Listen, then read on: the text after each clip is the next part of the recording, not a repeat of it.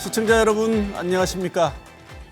지난 1일부터 단계적 일상 회복이 시작됐습니다. 단계적 일상 회복은 내년 1월까지 3단계에 걸쳐 추진되는데요. 우선 1단계를 4주간 시행한 뒤 방역 상황을 종합적으로 평가해 다음 단계로의 전환 여부를 결정합니다. 이에 따라 사적 모임 허용 인원이 늘어나고 다중이용시설의 시간 제한이 해제되면서 방역이 완화됐습니다. 그래서 경제 회복에 대한 기대감도 있지만 확진자 폭증 가능성과 의료체계 부담 증가도 반드시 고려해야 하는 상황입니다. 오늘 이슈 인사이드에서는 단계적 일상 회복을 언제 어디까지 할 수 있을지 점검해 봅니다. 또 윤곽을 드러낸 대선 대진표 등 지난 한 주간 주목할 만한 뉴스도 살펴봅니다.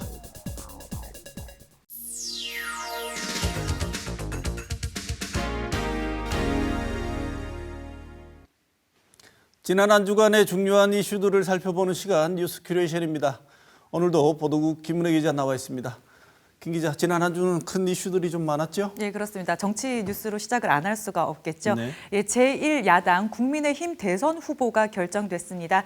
120여일 남은 대선 대진표가 사실상 완성됐습니다. 국민의힘 선거관리위원회는 윤석열 후보가 국민의힘 대선 후보로 결정됐다고 밝혔습니다. 문재인 정부 검찰총장이지만요, 조국 수사 그리고 법무부와 갈등을 빚으면서 자리를 박차고 나왔고 공정을 세우겠다면서 정치 참여를 선언을 했었죠. 경선 과정에서 여러 후보들의 집중 견제 대상이 되지 않았습니까? 네. 그리고 그 와중에도 사실은 논란을 가장 많이 일으킨 그 후보가 돼가지고 공격을 집중적으로 받았던 것 같은데 결과를 보면 결국은 그 모든 것을 극복해낸 것 같네요. 네, 마이너스 요인이 없었던 것 같습니다. 국정농단 사건 그리고 박근혜 전 대통령을 감옥에 보냈다 이런 말을 듣는 한계부터요. 부인 논란에 전두환 옹호 발언 등 각종 실언에 주춤하는 듯했지만 대세에는 영향을 미치지 못했습니다. 아무래도요 여당과 대결할 경우 경쟁력 있는 후보를 당원들과 일반 국민들이 선택한 것으로 풀이가 됩니다. 예, 이번 마지막 경선에서 당원 투표율이 63.9%로 나타났는데요. 지난 2012년 박근혜 후보가 나올 때 당원 투표율이 41.2%였고요. 지난 대선 때 홍준표 후보를 선출할 때는 18.7%였거든요. 이것과 비교하면 정말 역대급 투표율입니다. 민주당 입장에서는 당내 경선이 흥행하는 거 보면 좀 부러울 대목이기도 한데요. 어쨌든 이런 높은 당원 투표율이 누구한테 득이 됐고 실이 됐냐 이거는 결과가 나타났고요. 그리고 이제 국민의힘이 이런 당내 경선 분위기를 본선까지 쭉 이어갈지도 주목을 받고 있습니다. 네, 이제 여당 그리고 제1야당 그리고 다른 야당들도 다 마찬가지지만 네. 이제 큰 틀에서 대선 대진표가 다 짜여진 것 같아요. 큰 변수가 다시 존재할 가능성이 있을까요? 네, 여당과 제1야당 그리고 정의당의 심상정 후보 그리고 대선 출마를 선언한 안철수 후보까지 사자 구도가 큰 틀에서 이루어졌는데요. 내년 대선을 초박빙 승부로 전망을 하는 사람들이 많은데요. 이렇게 되면 이 한 표 한 표가 소중하다는 건데 이 진영 내에서 표가 분산될 상황이 거대 양당은 달갑지 않을 겁니다. 이준석 대표가 단속하고 경고를 하고 있음에도 불구하고 국민의힘 내부에서는요 안철수 후보와 단일화를 해야 된다 이런 목소리가 나오고 있고요. 더불어민주당은 김동연 전 부총리에게 연대 메시지를 보내고 있습니다. 그리고 신상정 후보는 이제 위드 이재명은 없다 이렇게 얘기를 하는데요. 제3지대 주자들은 완주를 강하게 피력을 하고 있습니다. 왜냐하면 이번 대선이요 거대 양당 후보들에 대한 비호감도가 역대급으로 높은 상황이라고 지금 얘기가 되는데 이런 양당 후보에 실망한 중도 무당층을 발판을 삼아서 공략을 하며 대안 세력으로 부상할 수 있다 이런 기회로 여기고 있다 이렇게 분석이 됩니다. 하지만 정치 전문가들은요 기존 정당과 연대를 해서 이 지분을 나눠 먹는 식의 이전의 제3시대 방식은 다시 국민적 기대를 실망으로 바꿀 수 있다면서요 세대적 지역적 지지 기반을 명확히 하고 거대 양당과 차별화를 두는 전략이 필요하다. 이게 제3지대의 성공 관건이다. 이렇게 이야기를 하고 있습니다. 이제 각 당의 후보가 정해졌습니다. 신상털이나 말꼬리 잡기는 끝내고요. 각자의 차별화되는 공약으로 유권자들을 공략하기를 바라봅니다. 그리고 이제 박빙 승부가 예상되는 가운데 이 다자 구도가요. 이번 대선을 좀 건강하고 다이나믹하게 만들 수 있을지 지켜봐야 될 것 같습니다. 네, 이제 본선 아니겠습니까? 네. 선거 과정도 수준이 본선 수준으로 좀 올려주었으면 좋겠습니다. 네, 그렇습니다. 다음 소식 전해주시죠. 네, 유가를 비롯한 물가가 급등하고 있는 가운데 화물차에 주로 쓰이는 요소수가 풍기 현상을 빚으면서 혼란과 우려가 커지고 있습니다. 요즘 주유소에서 요소수를 찾아보기가 어렵고요. 웃돈까지 붙어서 유통이 될 정도라고 합니다. 요소수는 경유, 디젤 차량 배출가스에서 발생하는 발암물질을 줄여주는 역할을 하는데요. 지난 2015년 이후 등록 차량은 요소수를 넣지 않으면 주행이 안 되는 장치, 배출가스 저감 장치가 설치돼 있습니다. 국내 디젤 화물차 330만 대 중 60%에 장착이 돼 있고요. 디젤 승용차도 마찬가지입니다. 네. 그런데 이 요소수가 왜 이렇게 기회져 가지고 물류 대란은 물론이고 경제 타격까지 걱정해야 되는 수준까지 된 거죠? 네, 지난달 15일에요. 중국이 원래 별도 검사나 검역 없이 수출하던 요소 등 20여 종의 비료 품목에 대해서 수출 제한 조치를 내렸기 때문입니다. 석탄에서 암모니아를 추출해서 요소가 생산되는데요. 중국이 호주에서 석탄 반입을 중단하면서 전력 공급에 문제가 생겼다 이런 뉴스 들어보셨을 텐데 귀해진 석탄에서 나온 요소를 자국에 우선적으로 공급하기 위한 조치고요. 이런 조치 때문에 유럽이나 다른 국가에서도 요소수 대란이 번지고 있습니다. 그리고 무역협회에서는요, 중국이 요소 등 화학 비료를 국가 식량 안보와 관련된 이 특수 상품으로 인식을 해서 수출 제한에 나서고 있다 이렇게도 보고 있습니다. 화학업계는 이 상태라고 하면요, 현재 국내 업체들이 보유한 요소의 재고가 한 달 안에 바닥이 날 것으로 예상하고 있습니다. 중국이 수출 제한을 한 지 2주밖에 안 지났는데 벌써 가격이 급등하고 있고요. 일부 소매점에서는 이 풍기 현상을 이용해서 비싸게 팔고 있고 그마저도 수요가 물리면서 온라인에서는 웃돈이 붙고 있습니다. 이 요소수라는 게 없으면 시동이 아예 걸리지 않거나 주행이 안 된다면서요. 네네. 근데 이런 정도가 되면 국가에서 이 부분이 워낙 많은 차들이 디젤이기 때문에 특히나 이제 소방차를 비롯해 중요한 차들이 디젤 차량이잖아요. 네네. 이런 정도면 그냥 맡겨놓는 게 아니고 우리 내부에서도 이런 요소수의 공급에 대한 준비를 했어야 할 것 같은데 근데 지금 우리 내부에서는 원천적으로 공급이 어려운 상황인가 봐요? 예, 예전에는 생산 업체가 있었는데요. 값싼 중국산에 밀려서 국내에서는 10년 전부터 요소 생산이 전혀 없습니다. 전무하고요. 원액을 수입을 해서 증류수와 섞는 업체들이 있습니다. 지난 2019년을 기준으로 수입이 중국에서 가장 많습니다. 지난해는 97%가 중국에서 들여왔다고 하는데요. 그 다음으로 인도네시아, 카타르 등 다른 나라들이 있습니다. 하지만 인도네시아도 요소를 수출 제한을 한 상태고요. 그래서 이제 자동차 전문가들은 현재로서는 수입처 다변화가 가장 구체적인 대안이다 이렇게 이야기를 하는데 러시아에서 수입을 할 수 있긴 한데 이마저도 빨라야 1월이다 이런 분석이 있어요. 그렇기 때문에 결국 중국과의 협조, 외교가 가장 빠른 해결 방법이다 이런 말이 나오고 있습니다. 정부가요 산업용을 차량용으로 전환하는 방법을 검토를 하고 있고 물가 안정법에 근거를 해서 매점 매석을 금지한다 이렇게 밝혔는데요. 우리나라가 유럽에 비해서 이 경유 차량 운행이 많은 점도 요소수 사태가 더 심각하게 나타나는 점이 있습니다.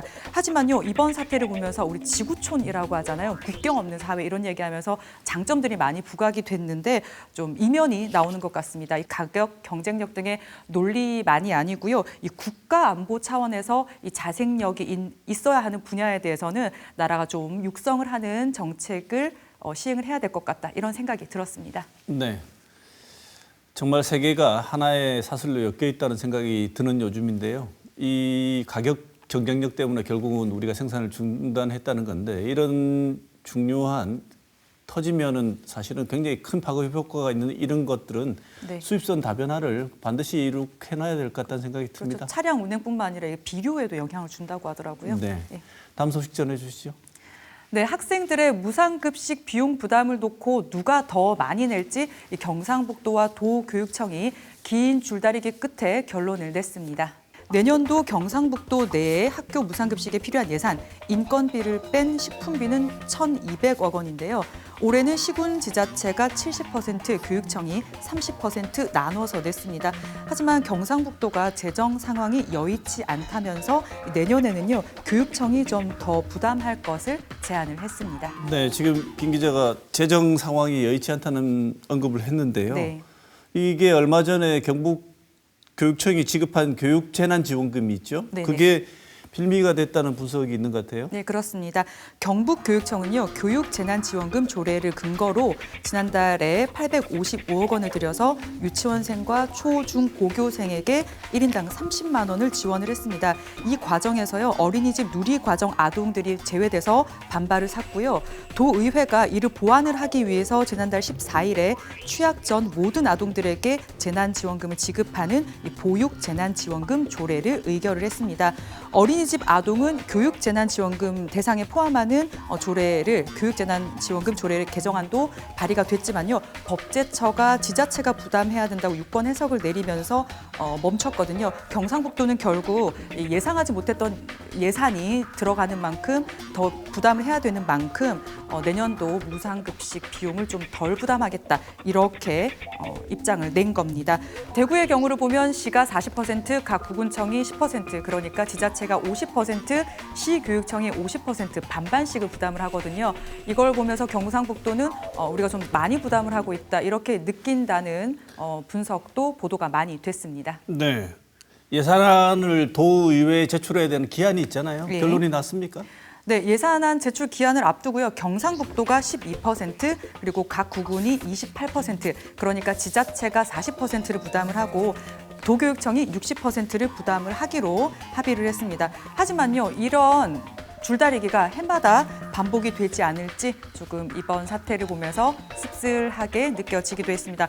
우리 아이들이 교육기관에서 먹는 밥 한 끼, 어른들의 싸움에 눈칫밥은 되지 않아야 될 것 같습니다. 네. 가장 기본적인 예산으로 보이는데요. 그 먹는 거 가지고 이러는 거 아니지 않습니까? 네. 이게 이번에 임시 방편으로 해결책이 아니라 근본적인 해결책의 강구가 좀 됐으면 좋겠습니다. 그렇습니다. 네, 마지막 소식 전해주시죠. 예, 방역 기조가 바뀐 위드 코로나. 일상이 한 주가 지나고 있습니다. 어떻게 실감을 좀 하고 계신가요? 설렘과 불안을 동시에 느낄 수 있는 일상이 계속되는 가운데 방역 패스도 여전히 논란입니다. 단계적 일상회복 1단계가 지난 1일부터 시행이 되고 있습니다. 1단계에서는요, 유흥시설을 제외한 대부분의 생업시설에서 영업 제한이 해지됐습니다. 언론사들마다요, 첫날의 분위기를 길거리로 나가서 스케치를 많이 했습니다. 네, 단계적 일상 회복이 시행되면서 가장 많이 등장했던 얘기가 방역 패스라는 거 아니겠습니까? 네. 여기에 대해서는 뭐 여러 가지 얘기가 있죠. 그렇습니다. 이 가을 야구가 시작된 야구장에서는요, 접종자 구역이 생겼습니다. 야구는 사실 보면서 치맥을 즐기는 게 하나의 문화였지만 코로나19 여파로 원천 불가했었잖아요. 준 플레이오프가 있었던 1일에 야구장 접종자 구역에서는요, 이렇게 치맥을 하면서 경기를 즐기는 사람들이 많이 보였습니다. 그리고 영화관에서도요, 접종자 구역이 생겨서 팝콘을 먹으면서 영화를 볼 수 있게 됐습니다. 현재는 뭐 영화관들이 30% 정도 접종자 구역을 잡고 있다고 하는데 코로나19 상황을 보면서 더 늘릴 계획이다 이렇게 이야기를 하고 있습니다. 네, 백신 접종한 사람만 이용할 수 있는 그런 시설이나 구역도 있죠. 네, 그렇습니다. 실내 체육시설이나 목욕탕 등 일부 다중시설을 이용하기 위해서는요. 코로나19 예방접종 증명서나 PCR 검사 음성 확인서 또는 예외를 입증하는 확인서를 준비를 해야 합니다. 접종 완료 증명은요, 전자증명서, 쿠브 같은 거고요. 아니면 보건소에서 발급하는 종이 증명서나 신분증에 부착하는 예방접종 스티커로도 되는데요. 미접종자는 PCR 검사 음성 확인서, 2일 이내 음성 확인서를 제출을 해야 되고요. 종이나 문자로 가능합니다. 예외자에서 좀 궁금하실 것 같은데요. 접종 후에 이상 반응이 발생한 등의 이유, 그리고 코로나19에 걸렸다가 확진된 사람, 격리가 해제된 사람은요, 예외를 인정을 받습니다. 이 보건소에서 예외를 인정하는 서류를 발급을 받아서 보여주면 됩니다.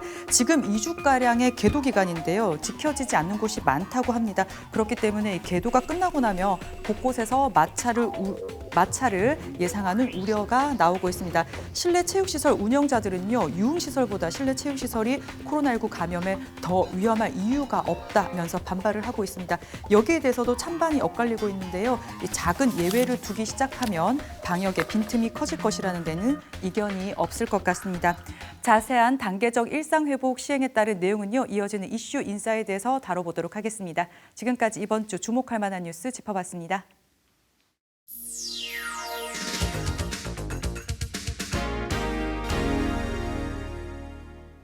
지난해 1일부터 단계적 일상 회복이 시작됐습니다. 다중이용 시설에 시간 제한이 해제되고 사적 모임 허용 인원도 많이 늘어났습니다. 하지만 확진자 폭증 가능성에 대한 불안감과 평범한 일상을 향한 기대감이 엇갈리고 있는데요. 오늘 시사톡톡에서는 시험대에 오른 단계적 일상 회복이 언제 어디까지 가능할지 점검해보는 시간을 마련했습니다. 먼저 오늘 나와주신 두 분 패널 소개하겠습니다. 김용현 대구시 공공보건의료지원단장 모셨습니다. 어서 오십시오. 네, 반갑습니다. 김철섭 대구시 시민안전실장 모셨습니다. 어서 오십시오. 예, 반갑습니다. 네.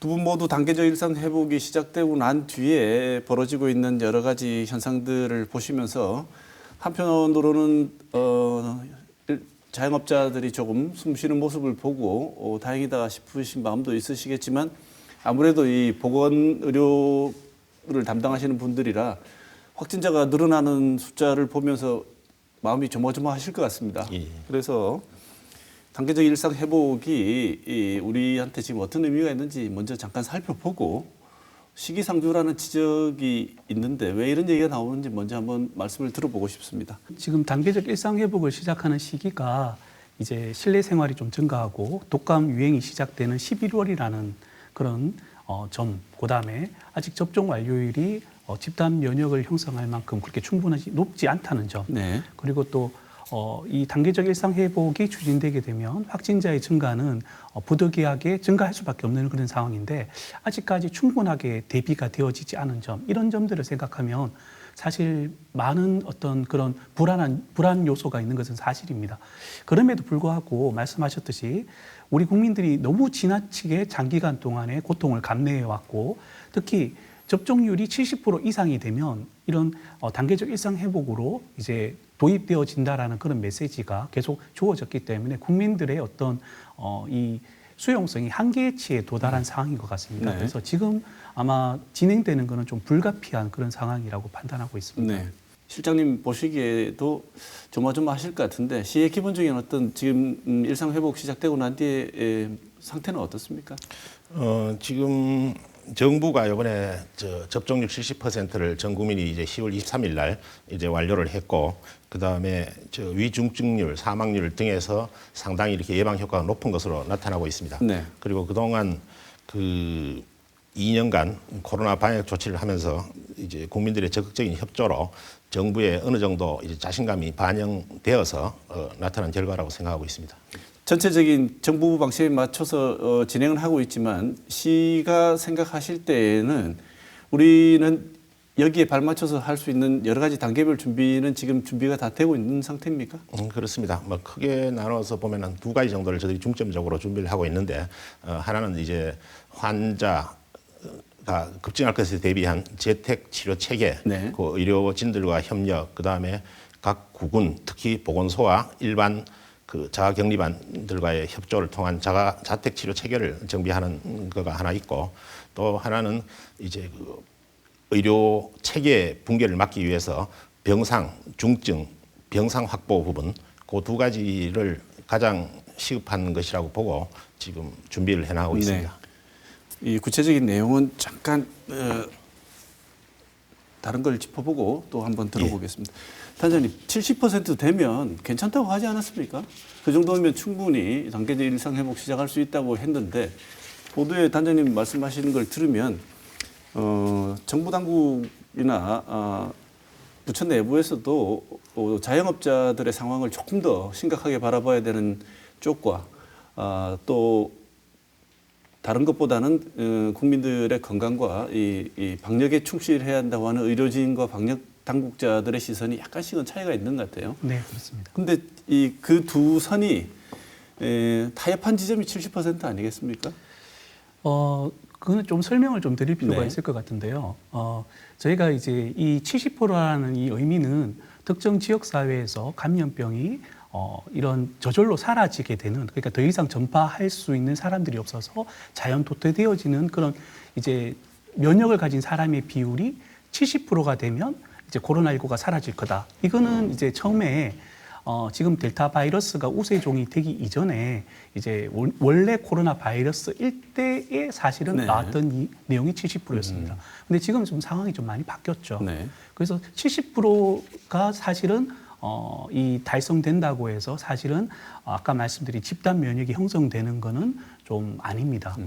그래서 사실 이 수치보다는 조금 더 높이 올라가야지 집단 면역의 가능성이 있는데 현실적으로는 지금 여러 가지 상황들을 고려할 때 접종률을 높이는 것만으로 집단 면역을 달성하기는 좀 어렵다라고 좀 판단하는 그런 전문가들의 의견이 많습니다. 네, 그럼 여전히 위험한 상황이다라는 걸 국민들에게 계속 주지시킬 필요가 있다는 거군요. 네, 그렇습니다. 사실은 이 70%를 달성하고 단계적 일상 회복이 시작되고 난 뒤에 그냥 체감적으로 받아들이는 반응이 이제는 좀 일상 회복해도 되지 않겠냐, 안심을 해도 되지 않겠냐는 이런 반응들이 훨씬 많을 것 같은데 의료 관계자들이나 방역 당국자들이 보시기에는 전혀 그런 상황이 아니고 여전히 경각심을 가져야 되는 단계가 지금 접종률 70%인데 자영업자분들이나 이런 어려움을 생각할 때 어쩔 수 없이 우리가 감내하면서 위험을 감수하면서라도 진행할 수밖에 없는 상황이라는 걸 이해를 하실 필요가 있다는 거죠. 네, 그렇습니다. 네, 그러면 어쨌든 시작을 했습니다. 단계적 일상 회복이 시작이 되었는데요. 먼저 그 어떤 차이가 있는지 사실은 다들 정확하게 잘 모르시고 있을 것도 같은데 하도 그동안 우리가 이제 단계적 거리두기를 하면서 단계들이 많아가지고 헷갈리는 부분이 많은데요. 그래서 우리 실장님께 대구시가 이제 처음 시행하고 있는 일상 회복의 구체적인 내용들, 다중이용시설 시간 제한이라든지 사적 모임 허용 인원이라든지 어떤 변화가 있는지 대구시 적용 기준을 좀 소개를 해주실까요? 예, 그렇게 시간 제한하고 그다음에 사적 모임 완화에 대해서 말씀드리면 시간 제한은 지금 생업 시설들의 이제 그동안에 이제 고통이 워낙 심했기 때문에 모든 생업 시설에 대해서는 시간 제한을 이제 전면적으로 이제 없앴습니다. 네. 없애고 그 이외의 유흥시설은 2단계에 걸쳐서 완화하는 것으로 지금 정리가 되었습니다. 그래서 유흥시설은 지금 현재는 24시까지 1단계에서는 그 허용하고 네. 2단계에 가게 되면 2단계라는 거는 일단은 기본적으로는 접종률 80% 달성을 대체로 잡고 있습니다. 네. 2단계에 가서 이제 그 유흥시설에 대해서도 영업 시간 제한을 전면 완화하는 것으로 일단 되어 있습니다. 그다음에 사적 모임 완화는 수도권은 10명, 그 다음에 비수도권은 12명까지 전면 허용을 했습니다. 네. 단 이제 그 실제로 전파의 위험이 상당히 높고 통제가 곤란한 식당, 카페 등에 대해서는 그 4명까지 비접종자는 4명까지 제한했습니다. 그래서 우리 대구 지역의 경우에는 12명까지 허용하되 식당, 카페에 대해서는 그 중에서 비접종자는 4명 이내로만 참여할 수 있도록 네. 일단 되었습니다. 네. 그다음에 지방의 자율성에 대해서 말씀드리면은 전국적으로 동일 기준을 적용합니다만은 지역의 이제 감염 유행 사항과 방역 역량을 고려해서 지방 자치단체가 이제 자율적으로 일정 부분 조치를 할 수 있도록 되어 있습니다. 네. 강화된 부분은 자유롭게 조금 더 강화된 조치를 할 수 있고 이제 완화의 경우에는 중앙 대책본부하고 사전에 협의해서 적절한 수준에서의 재량 범위 등을 결정해서 시행할 수 있도록 되어 있습니다. 네. 우리는 지금 다중이용시설이나 일반적인 유흥업소가 아닌 경우에는 영업시간이 사실은 전면 해제되었습니다. 해제됐고 그렇습니다. 모임도 12명이면 지금 접종률을 볼 때 12명이면 보통 모임 할 때 12명이면 어떤 회식도 그냥 다 가능할 것 같은데요. 네, 그렇습니다. 그래서 실질적인 제약이 거의 없어졌다고 보면 될 것 같습니다. 근데 방금 전에 실장님 말씀하실 때 1단계, 2단계 말씀을 주셨는데 일상 회복도 역시 또 참 복잡합니다. 3단계로 나눠져 있다고 하는데 이행 기간이 있고요. 평가 기간을 두고 이 각 이행 기간에 하고 어떻게 됐는지 평가를 하고 난 뒤에 다시 이제 넘어가기로 했는데 일단 단장님 이 3단계가 어떤 건지 짧게 설명을 좀 주시고 이 복잡한 이 이행 기간을 설정하고 단계별로 또 이렇게 나와 있는데 이게 장점일 수도 있지만 촘촘한 대책으로서의 장점일 수도 있지만 어떻게 보면 국민들을 오히려 더 헷갈리게 할 수도 있다는 이런 비판도 가능할 것 같은데 어떻게 생각하시는지 평가도 같이 좀 해주시죠. 예, 일단 정부에서 말씀하셨듯이 3단계에 걸쳐서 이 일상 회복을 추진하는 거로 되어져 있고 1단계는 기본적으로 영업시간 해제고 2단계는 이제 집단 모임에 대한 어떤 해제 완화, 그다음에 마지막이 사적 모임 완화로 되어져 있는 3단계가 진행이 되어집니다. 네. 그래서 사실 저희가 이때까지는 굉장히 강력한 사회적 거리 두기를 통해서 확진자의 증가하는 하는 양상들을 억제해 왔기 때문에 이게 풀어졌을 때 과연 우리 지역사회에 얼마만큼의 확진자가 발생하고 얼마 정도의 사망자가 발생할지, 의료체계에 대한 부담이 어느 정도가 될지, 여기에 대한 것은 사실은 아무도 알 수 없는 네. 그런 미지수의 단계입니다. 네. 그런 과정에서 단계적으로 이제 이 거리두기의 어떤 강도를 낮추어가면서 과연 우리 의료 체계가 과연 붕괴되지 않고 버틸 수 있는 수준인가 아닌가, 이런 것들을 평가해서 가는 것들은 굉장히 바람직하다라고 볼 수가 있고, 네. 이런 과정은 적절하다고 볼 수가 있는데, 문제는 이제 그 기준에서 삼고 있는 것들이 이제 가장 중요한 것들이 중환자 입원 병상 가동률입니다. 그래서 이게 정부에서는 현재 지금 전국적으로 중환자 병상 가동률이 한 45% 정도 되는데, 이것을 이제 연말까지 한 10,000명 정도를 볼 수 있는 수준까지 늘리겠다라고 하고 있는데, 과연 이 중환자 확충 계획이 정부의 계획대로 될지, 그게 되지 않는다면 분모가 늘어나지 않기 때문에 중환자 수의 증가가 아마 이 가동률에 미치는 영향은 상당한 수준이 되어질 네. 거고, 그렇다면 이 중환자 확충 계획이 제대로 되어지지 않는다면 상당히 이제 이런 식의 고비를 맞을 수도 있겠다라는 우려가 들고요. 이제 사실 중환자 병상의 확충이라는 건 단순하게 병실을 늘리는 의미가 아니라 기존에 이 진료하고 있던 중환자들을 어쨌든 안전하게 다른 치료를 제공할 수 있는 그런 준비가 되어져야 되고, 또 확진자를 이제 1급 감염병인 코로나19를 보기 때문에 다른 환자들과의 어떤 분리, 네. 그다음에 중환자를 볼 수 있는 의료진의 준비, 이런 여러 가지 상황들이 필요한데, 과연 이게 이제 굉장히 간단하게 해결될 문제냐라는 거는 사실 의료 현장에 계신 전문가들의 얘기를 들어보면 쉽지 않은 문제라고 네. 얘기를 하고 우려를 하고 있는 상황들입니다. 그래서 그런 면에서 조금 걱정스러운 부분이 있다고 생각합니다. 네. 근데 더 걱정되는 것은 방역 당국이 아까 단장님 말씀하셨지만 백신 접종률이 전 국민 90%까지 늘어나도 이른바 말하는 집단 면역 효과를 기대하기는 힘들다, 이렇게 구체적으로 밝히고 있습니다. 실제로 접종률 높아도 집단 면역 어렵습니까? 네, 지금은 그렇게 보고 있는 것이 이제 현실입니다. 아까 잠깐 설명을 드렸지만 이 확산 방지를 위해서 필요한 집단 면역의 수준은 기본적으로 대상 병원체의 전염력, 감염력에 비례하게 됩니다. 네. 그런데 저희가 최초 예상할 때 이제 원래 코로나19 바이러스 때는 이제 국민의 70%면 가능할 것이다, 이렇게 예측을 했는데, 현재 이제 우세 적용이 되어져 있는 델타 바이러스는 기존 바이러스에 비해서 약 한 1.74배 정도 감염력이 더 높습니다. 그러면 이 기준을 새로 적용해서 산출을 해보면 국민의 적어도 81에서 84%가 면역력을 가져야지 이 집단 면역이 형성될 거라고 우리가 추정할 수 있는데, 문제는 이제 델타 바이러스가 기본적으로 이 백신의 효과도 떨어뜨리고 있고, 그다음에 기본 백신도 맞는다고 모든 국민들이 또 항체를 가지는 것이 아니기 때문에 네. 이런 상황들을 여러 가지로 고려해 보면 접종자의 한 80%가 실제 면역력을 획득한다라고 볼 수가 있습니다. 네.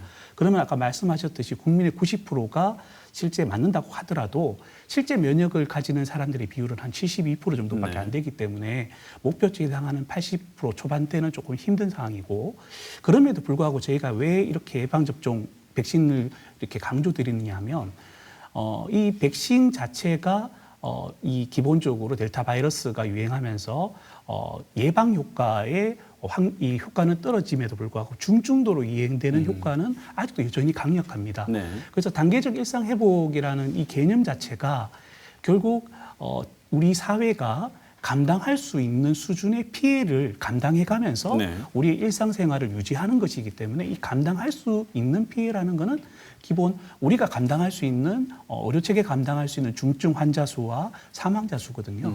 그래서 이 수치를 어쨌든 잘 견디기 위해서는 접종률이 높으면 높을수록 우리가 이 단계적 일상 회복을 성공할 가능성이 높고 의료체계가 붕괴되지 않을 가능성이 훨씬 높아지기 네. 때문에 이제 강조를 드리는 겁니다. 실제로 실장님 이미 예상은 다 하고 있지 않습니까? 단계적 일상 회복 1단계를 시행하게 되면 확진자 늘어나고 그다음에 여러 관계기관에서도 우리가 상상한 것보다 훨씬 많이 늘어날 수 있다.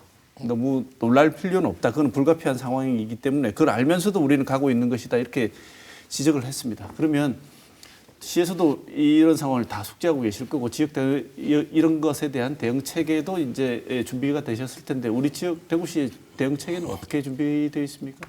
예, 지금 환자가 발생하게 되면 일단 중증으로 분류되면 병원으로 가게 되고 경증이나 무증상의 경우에는 지금 생활치료센터로 가서 네. 치료를 하고 있습니다.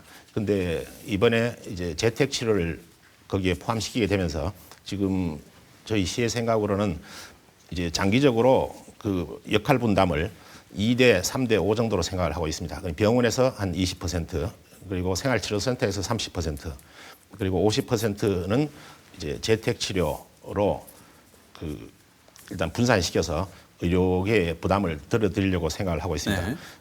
재택 치료 같은 경우에 재택 치료가 50%를 차지하고 가장 중요하기 때문에 대부분의 환자들이 재택 치료로 1차적으로 이제 전환이 될 것 같은데 재택 치료가 급증할 것에 대비해서 한 3단계 정도로 준비를 하고 있습니다. 첫 번째는 이제 동산의료원을 전담병원을 해서 동산의료원에서 약 300명 환자를 일단 연계해서 재택 치료하는 것으로 하고 그보다 더 많이 발생할 경우에는 2단계로 경대 칠곡병원하고 대구의료원을 2단계 병원으로 지금 가동하려고 하고 있습니다. 그다음에 3단계에는 지금 현재 대구 시내에서 24시간 응급의료실이 운영되고 있는 10개 병원으로 확대해서 추진을 하기 때문에 환자가 급증하더라도 그 3단계 대책에 따라서 잘 대응할 수 있으리라고 일단 보고 있습니다. 그리고 이제 20%를 병원으로 이제 일단은 가는데 중증 환자, 그 중증 환자가 급증할 경우에 병원에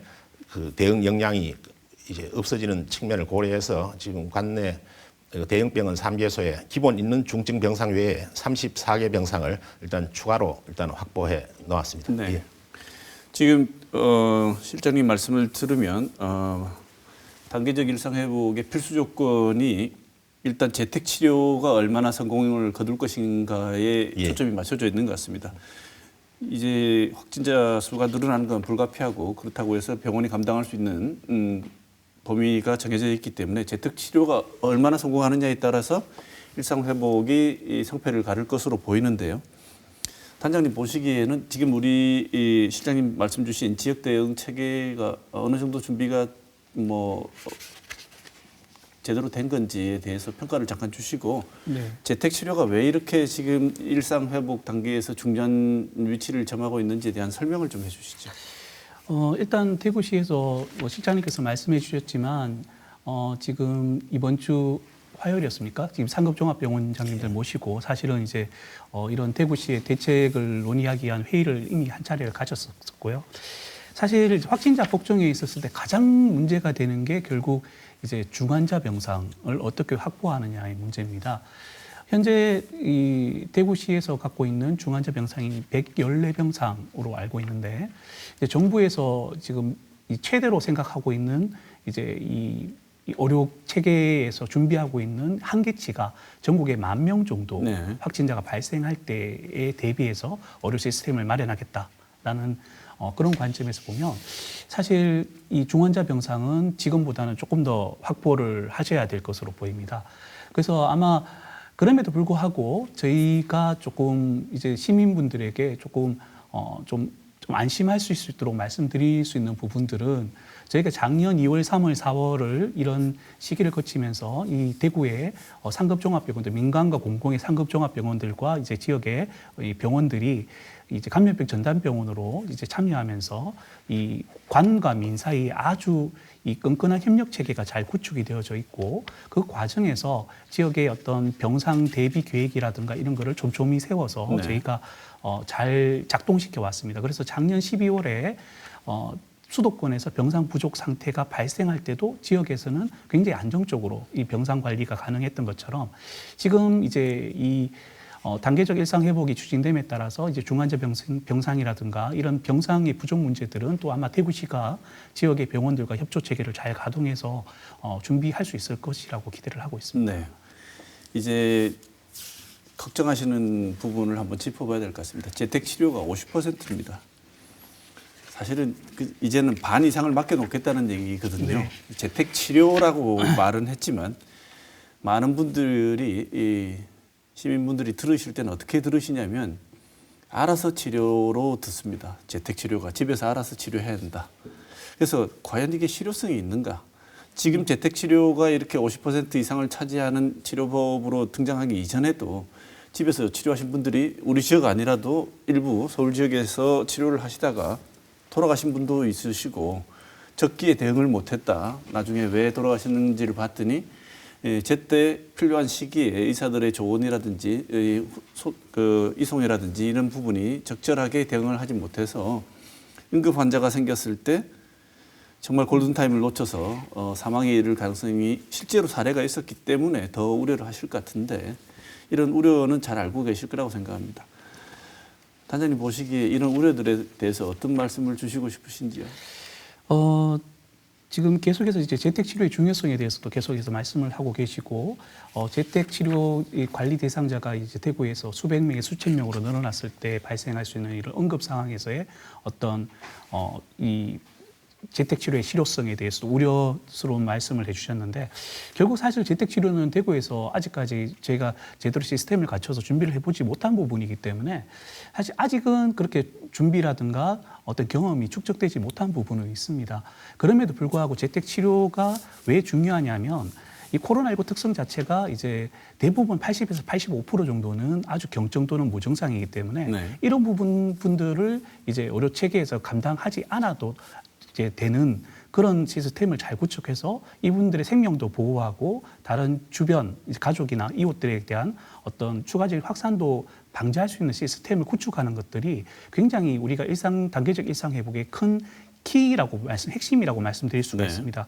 그래서 일단 대구시에서도 이 재택 치료를 이제 바로 도입하는 것이 아니라 11월에는 약 한 30명, 1일 30명 정도로 소규모로 시작해서 시범 운영 과정을 거쳐서 어떤 문제점이 있는지를 점진적으로 계속해서 점검해서 보완해 가면서 단계적으로 50%까지 확충하겠다는 네. 것이고요.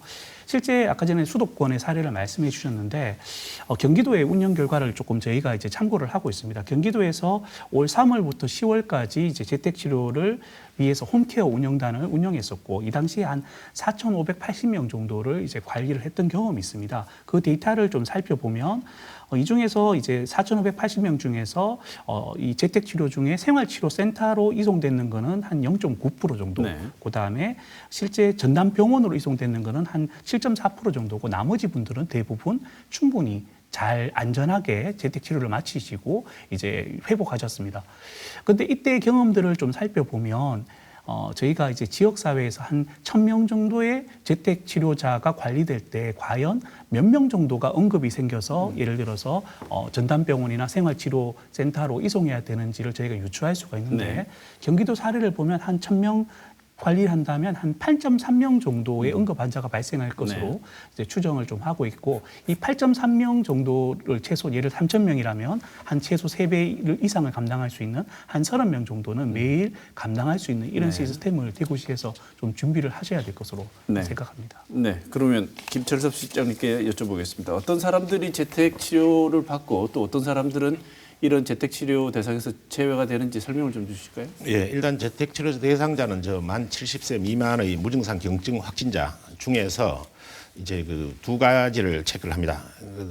하나는 건강 상태, 네. 또 하나는 이제 그 주거 환경 및 감염 요인 이런 것들을 다 파악해서 의료 전문가의 판단하에 재택 치료를 할 것이냐 안 할 것이냐 일단 구별을 하게 됩니다. 네. 가장 기본적으로는 본인의 희망이 중요합니다. 그다음에 재택 치료 제외 대상자는 그 두 가지인데 하나는 감염에 취약한 주거 환경, 고시원이라든가 셰어하우스라든가 기숙사라든가 이런 경우에는 감염 전파가 되기 때문에 그런 경우에는 일단 제외를 하고 그다음에 그 여러 가지 사유로 인해서 의사소통이 거의 불가능한 상태거나 어려운 상태인 경우에는 이제 제외를 합니다. 네. 그리고 이 재택 치료의 효율성을 위해서 아까 단장님 말씀하셨습니다만은 경기도 사례를 말씀하셨습니다만은 그 재택 치료의 분들은 매우 불안을 많이 느끼게 되고 조금만 아파도 이제 크게 걱정을 해서 병원으로 오시고 싶어하는 경우가 네. 다른 시도에 보면 많이 있습니다. 네, 네. 그런 측면에서 저희들도 단기 치료센터라고 해서 그 병원으로 가기 전에 완충 기관으로 하루나 1일에서 3일 정도의 단기 치료센터를 필요시에는 개설을 해서 그 병원의 의료 부담을 줄이려고 지금 생각을 하고 있습니다. 네. 그리고 재택치료에서 가장 문제가 되는 부분은 보건소는 건강관리를 담당하고 그다음에 일반 안전팀이나 이런 데서 이제 자가격리를 관리하는데 그 중간에 가장 문제가 되는 것이 이송의 문제가 있습니다. 네. 그래서 일본이나 우리나라의 사례도 보면 이송이 제대로 안 돼서 중간에 사망하시거나 하는 경우가 많아서 저희 대구시에서 조만간 그 건강관리팀하고 그다음에 격리팀 사이에 이송 전담팀을 별도로 구성해서 그런 상황이 발생하지 않도록 하려고 생각하고 있습니다. 네.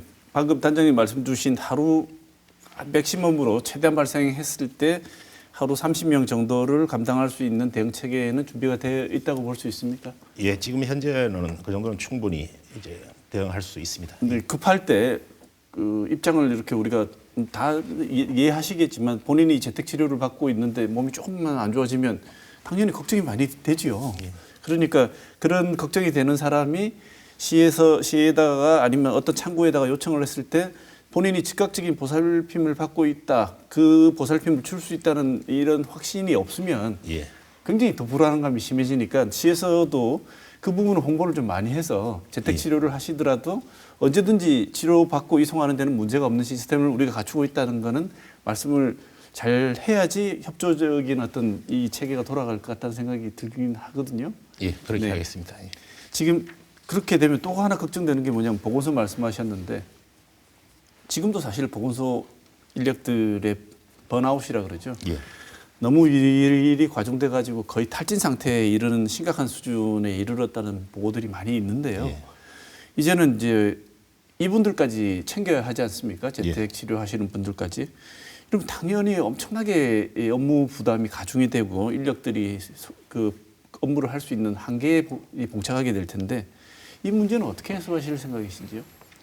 보건소는 작년에 이제 코로나가 이제 많이 발생하고 난 이후에 인력 충원을 일단 기본적으로는 좀 했습니다. 그러니까 작년 2월 이후로 한 232명 정도를 충원했는데 그중에 한 83명 정도는 의료계통, 간호직하고 의료계통 인력이고 나머지는 일반직 인력을 일단 충원을 했습니다.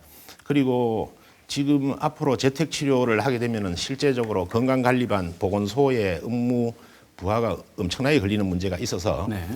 일단은 자가격리반은 보건소 인력을 활용하지 말고 일반 부서 인력을 활용하도록 했고 그다음에 건강관리반 인력도 최대한 보건소 인력을 적게 배치하도록 일단 했습니다. 그리고 향후에 이송 전담팀 그다음에 또 가장 중요한 것이 이제 건강 키트라든가 각종 물품을 이렇게 전달해 주는 일이 있는데 네. 그것은 보건소의 업무 부담을 지우지 않고 일반 부서에서 처리할 수 있도록 그래 타 부서의 인력 지원이라든가 일부 업무는 또 민간에 위탁한다든지 그런 걸 지금 현재 검토를 하고 있습니다. 네. 자, 이제는 일단 시작한 이 단계적 일상 회복을 지속하기 위한 우리의 노력도 어떤 게 필요한지 점검을 한번 해보고 토론을 마치도록 하겠습니다. 백신 접종은 불가피한 선택이고 백신 접종만이 중환자로 전환되는 것을 막아서 우리가 감당할 수 있는 범위 내에서 백신 코로나의 환자 발생을 통제할 수 있다고 말씀을 주셨는데 실장님 근데 우리가 다른 지역에 비해서 백신 접종률이 좀 낮지 않습니까? 예. 이 문제는 어떻게 하시겠습니까? 지금 현재 저들이 전국적으로 보면 12월 23일 날 그 2차 백신 접종 완료율 70%를 넘어섰고 우리 대구시 같은 경우에는 10월 29일 날 70%를 완료해서 지금은 한 73% 정도 네. 도달해 있는 상태입니다. 그리고 12월 말쯤 안으로 전국적으로 80%를 달성할 것으로 예상을 하고 있습니다. 우리 지역이 약간 낮은 측면이 있어서 저들 입장에서는 그 접종률을 높이기 위해서 여러 가지 이제 방안을 강구하고 있습니다.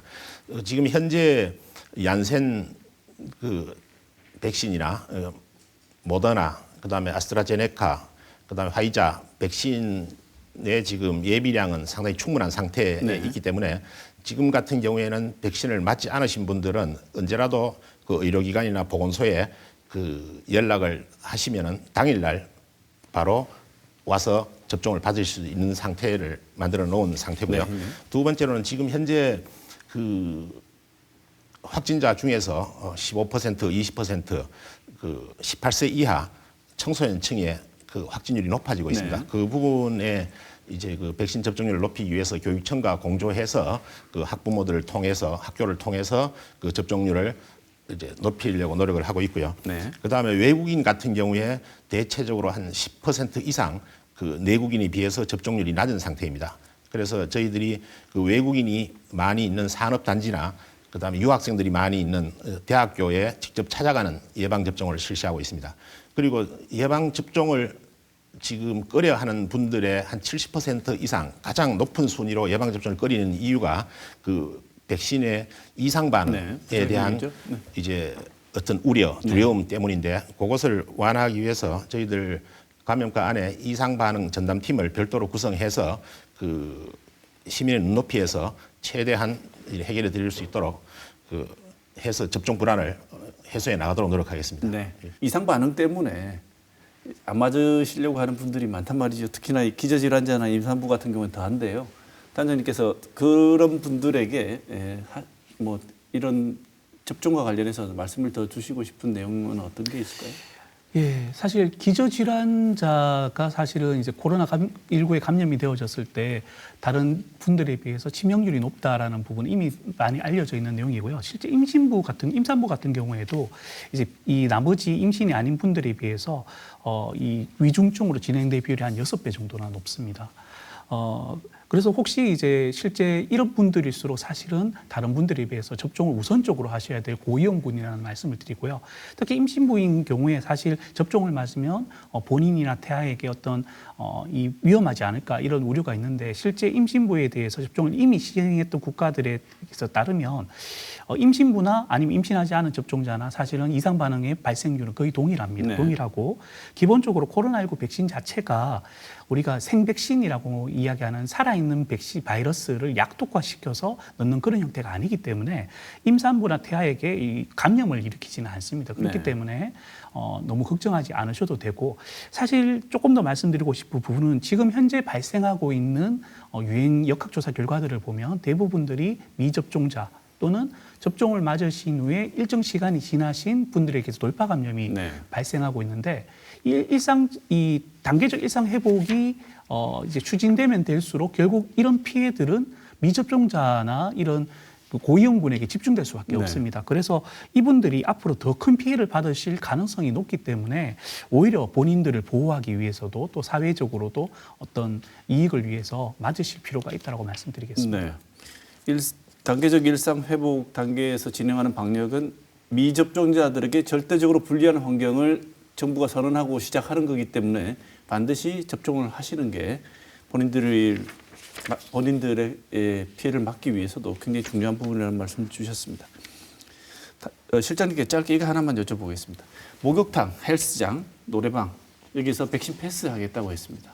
근데 또 일부 분들은 오히려 이게 더 위험에 노출시킬 가능성이 크다. 왜냐하면 업주가 일일이 그걸 확인을 하지 않고 진행을 하게 되면 오히려 밀폐된 공간에서 백신 패스라는 이름으로 안심하고 들어갔던 사람들이 무방비로 노출되게 되는 위험성이 걱정된다. 이런 지적들도 있습니다. 예. 실장님 이 문제는 어떻게 보고 계십니까? 백신 패스 문제는 이제 정부에서 지금까지의 이제 확진자율 그다음 위험도 여러 가지를 평가해서 일단 하긴 했는데 그 당사자들 입장에서는 여러 가지 어려운 점이 많은 걸 알고 있습니다. 그래서 그거는 앞으로 향후 이 제도를 추진해 가면서 그 확진율이 떨어지고 위험도 낮아지면 그것은 좀 완화될 수 있다고 보고 있습니다. 그리고 그 부분에 있어서 지금 관리가 어려운 가장 중요한 문제는 지금 백신 접종률 다음으로는 이제 접종 확인이 중요한데 네. 접종 확인은 3가지 방법이 있습니다. 질병청에서 하는 쿱 앱이 하나 있고 또 하나는 신분증 뒤에 스티커를 붙이는 게 있고요. 또 마지막으로는 종이 증명서, 보건소나 병원에서 발급하는 종이 증명서가 있는데 이제 일단은 쿱 그 활용도를 높여야 그 업주나 그다음에 이용자들 간의 분쟁이 줄어들 것으로 되어서 쿱 활용도를 높이기 위해서 지금 현재 그 어르신분들을 위한 그 복지기관에서의 그 쿱 활용 방법 교육을 실시하고 있고 그다음에 교육청과 협조해서 그 학생들, 청소년들에 대해서도 쿱 그 활용 교육을 지금 하고 있습니다. 그리고 이제 종이 증명서를 발급받기가 어렵고 종이 증명서 소지나 이런 데 여러 가지 애로가 있는 점은 지금 현재 향후에 12월 중으로 PCR 음성 이 나온 분, 그다음에 완치자, 예외자 등은 지금 현재는 종이증명서밖에 안 되는데 그거는 12월 중으로 정부하고 지자체가 협조해서 그것도 앱으로 이제 처리할 수 있도록 이제 준비를 하고 있습니다. 네. 앞서 짧게 말씀을 주셨습니다만 정말 그런 일은 일어나지 않아야 할 텐데요. 많은 의료 전문가들은 실제로 현실적으로 걱정을 하고 계신 부분이 환자가 5천 명에 빨리 이르르고 중증 환자 병상 가동률이 정부가 설정하고 있는 대로 75%에 이르면 긴급하게 지금 우리가 그나마 짧게 누리고 있는 이런 단계적 일상 회복마저도 중지시킬 수 있다고 미리 얘기하고 있습니다. 생각보다 이 시기가 빨리 올 수도 있고 국민들이 본인의 할 수 있는 역할을 다 한다면 무사히 넘어가고 3단계로 진입해 볼 수도 있을 것 같은데 그러기 위해서 꼭 필요한 선행 조건 우리 시민들이 해야 되는 필요한 일들이 있다면 어떤 게 있는지 단장님 짧게 말씀 좀 주시죠. 예, 뭐 일단 이제 이 정부가 사실은 이런 단계적 일상 회복에 있어 시행하는 순간부터 확진자 증가, 그다음에 중환자실 병실의 어떤 부족, 사망자 증가는 이제 어느 정도 예측이 되어져 있는 상황들입니다. 그러면 정부가 국민들에게 우리가 이제 우리 사회가 감당할 수 있는 피해의 규모가 어느 정도고 어느 정도 수준이 되어질 때까지는 우리가 버틸 수 있고 이걸 넘어가면 우리가 힘들다라는 명확한 메시지를 줘야 되고 국민들은 오히려 그런 메시지를 받고 그 수준이 안 넘어가기 위해서 개인적인 방역의 수칙이라든가 어떤 접종이라든가 이런 부분에서 이런 우리 공동체를 위해서 협조하는 이런 체계가 돼야 됩니다. 결국 정부의 소통과 국민에 대한 어떤 이 투명한 어떤 설득 정보의 공개 이런 부분들이 사실은 어떻게 보면 이 단계적 일상 회복의 어떤 굉장히 기본이 되는 어떤 요소가 아닐까라고 생각을 하고 있습니다. 네. 자, 토론 시간이 다 됐는데요. 토론 과정에서 못다 하신 말씀 하실 수 있는 1분을 드리겠습니다. 먼저 김철섭 실장님께 먼저 1분 드리겠습니다. 예, 저희들이 지금 방역을 하고 그다음에 일상 회복을 하는 데 있어서 가장 큰 힘은 아까 범시민 대책위원회로 대표되는 우리 시민들의 이제 공감대 형성입니다. 그래서 모처럼 찾아가는 이 그 일상 회복의 기회를 다시 옛날로 되돌아지 않기 위해서는 두 가지가 필요한데 첫 번째는 이제 예방 접종 최대한 하여튼 적극 접종해 주시는 거. 그다음에 두 번째는 그 접종보다 오히려 더 중요하다 할 수 있는 기본 방역 수칙. 그다음에 마스크 쓰기, 손 씻기 그거를 최대한 협조해 주시면은 이번 기회를 잘 살려서 또 경제도 회복하고 일상 회복으로 돌아갈 수 있으리라고 보고 있습니다. 네, 김종현 단장님. 네, 단계적 일상 회복은 코로나 유행 이전으로 돌아가는 것은 절대로 아닙니다.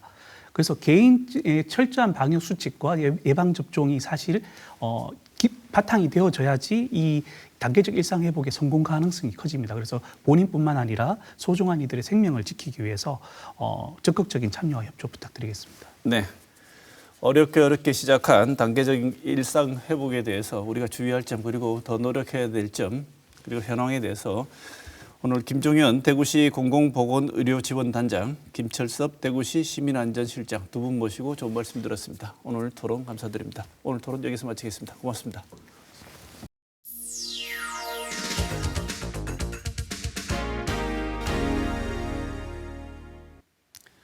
여야의 대선 후보가 확정되면서 본격적인 대선 국면으로 진입했습니다. 각 당의 후보들이 경선 과정에서 스스로 말해왔듯 이번 대선처럼 후보들에 대한 각종 의혹과 자질 시비가 끊이지 않고 있는 선거 과정은 없었던 듯합니다. 그러나 본선에서는 우리 앞에 놓인 중요한 문제들에 대한 공론장이 열리길 기대합니다.